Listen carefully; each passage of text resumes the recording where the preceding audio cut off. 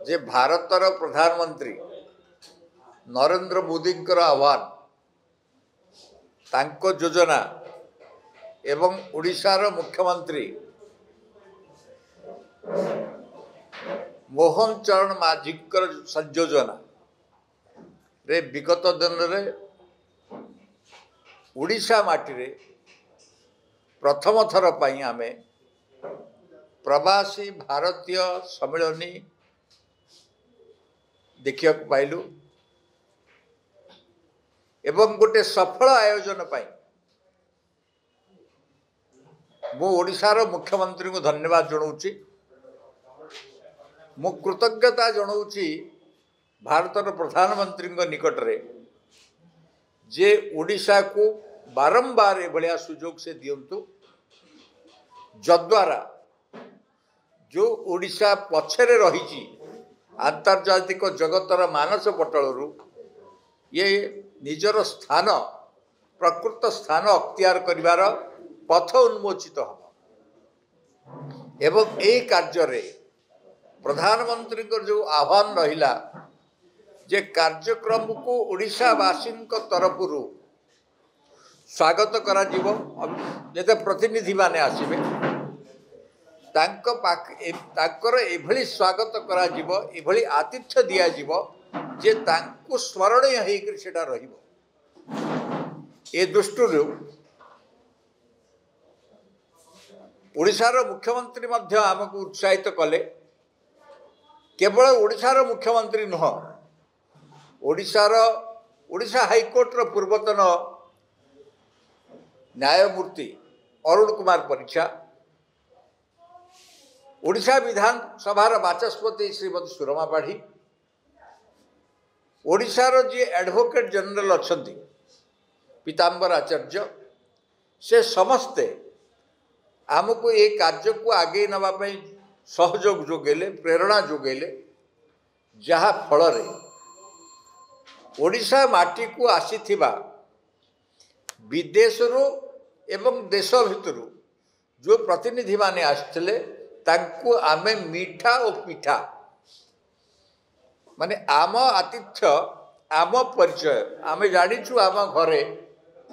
अतिथि जेतेबेले आसे तार किभली भाव रे सेवा चर्चा करा जाए से आनंद रे आशीर्वाद देकी फेरे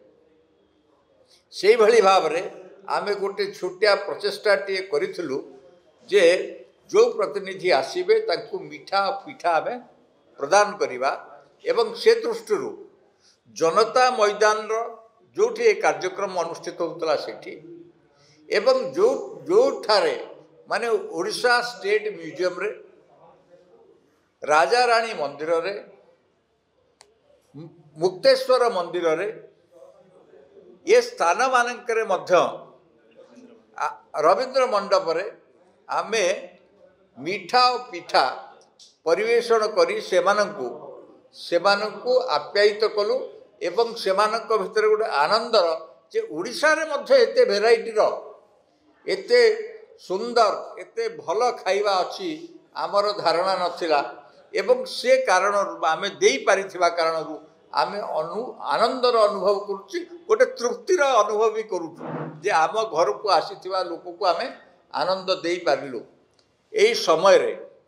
ओडिशा कोन विश्व को देइची एवं कौन दे पारिबो ए प्रसंग रे आमे गोटे बही मध्य इंग्राजी भाषा रे गोटे बही टे करिछु जार ना होछि ग्लोरियस ओडिशा एवं से ग्लोरियस ओडिशा रो शुभ उन्मोचन मध्य लोकार्पण मध्य ओडिशार वरेण्य मुख्यमंत्री मोहन चरण माझी करकमल रे हला आ से कार्यक्रम रे मध्य ओडिशार चीफ सेक्रेटरी मध्य उपस्थित थिले ओडिशार दुई जन माने जो माने पद्म पुरस्कार प्राप्त अच्छा से भी उपस्थित थे बहु गुरुजन माने से कार्यक्रम रे उपस्थित थे तार फोटो मध्य ये सामना रे अच्छी जे जो माने से उपस्थित थे सेटा गोटे वास्तव रे से कार्यक्रम टी बहुत आनंद दला ओडिया संस्कृति ओडिशार ऐतिह्य ओडिशार अतीतर जो माने विश्व को देइथिबा अवदान ताको पुनः स्मरण करे आगामी पीढ़ी आमर ओडिशार आगामी पीढ़ी केमिति विश्वर विविध क्षेत्र में सेवा जोगई दे पारिबो सेथिपाई नुआ पीढ़ी सामने गोटे आह्वान आम रखुचु तांको केमिति तांकर प्रशिक्षण हब